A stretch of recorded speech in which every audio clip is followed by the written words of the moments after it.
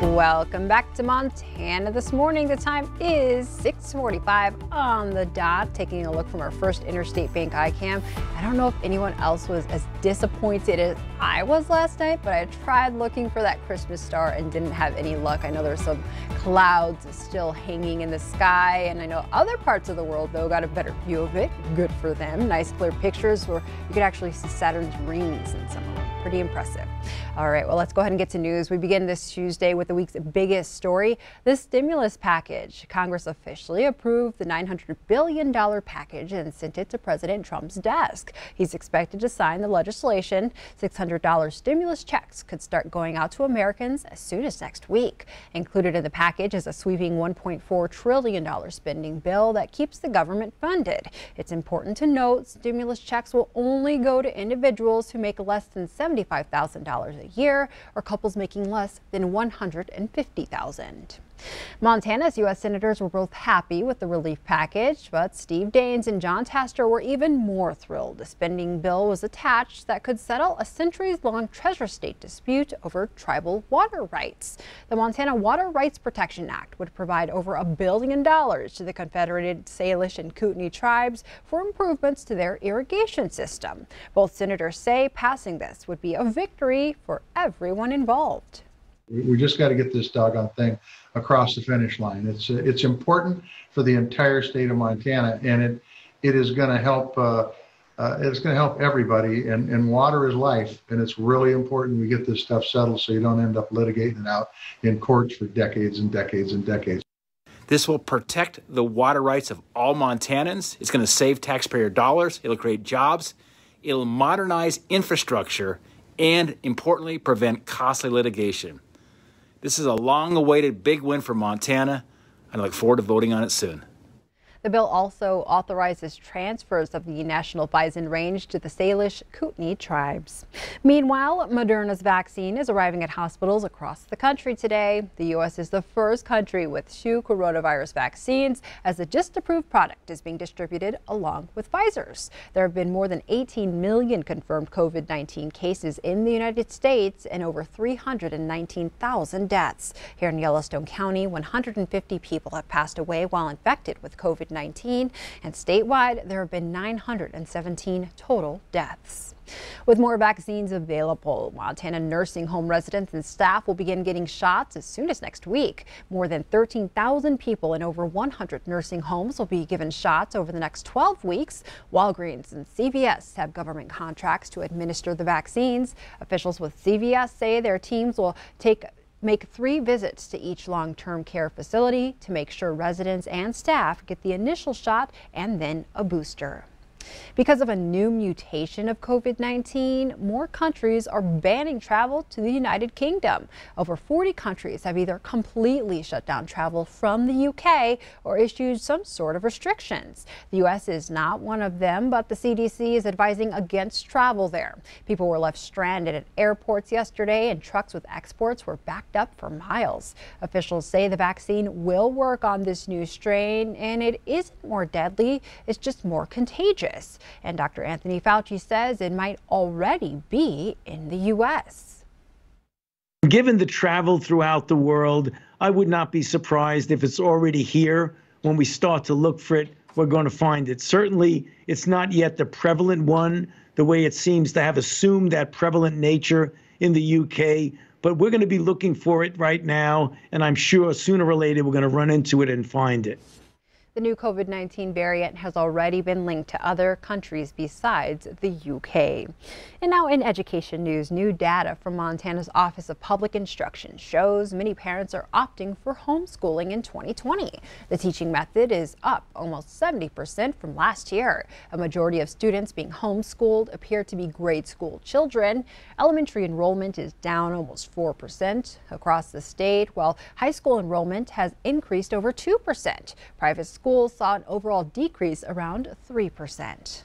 The statewide trend matches up here in Billings. In fact, the school board is now asking the state for nearly $240,000 in this year's budget to accommodate 117 new high school students. District leaders can ask for more money because of the additional students, but they won't use all the funding on the high schools. The elementary budget could be short almost $500,000 because District 2 lost 600 grade school students. The board hopes the state will approve the increase and the extra money can cover that deficit. Now we go to Wyoming, where a new coal mine has the green light to start digging thanks to a ruling from the state's Department of Environmental Quality. The permit for the Brook mine near Sheridan was extended, making it the state's first new coal mine in almost 50 years. An environmental group tried to stop the permit, claiming it did not comply with federal requirements. But the Wyoming DEQ said it met the proper standards. The mine's owner, Ramco Carbon, expects to employ 40 people when it officially opens.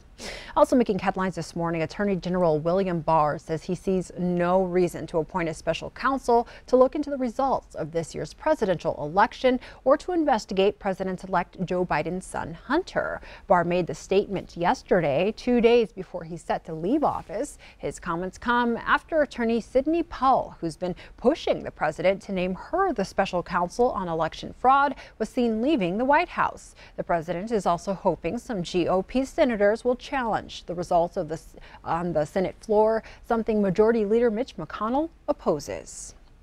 And there's more fallout today from a large-scale hack on the U.S. government. Many are blaming on Russia. Microsoft now says dozens of Treasury emails were compromised. Officials did not say if the Treasury Secretary was impacted. The suspected Russian malware was delivered with SolarWinds Orion software. It has about 18,000 customers worldwide, including government agencies. Last week, President Trump downplayed the cyber attack, despite administration officials saying it poses a grave risk. And now wrapping up our news this Tuesday, a Montana State University esports team defied all odds to win a major national competition. MTN's Tom Wiley breaks it down and introduces us to the team's unique leader. On Wednesday, the Montana State-affiliated Barstool Bobcats Call of Duty team won the College Gaming Championship presented by Barstool Sports. Are your college gaming national champions?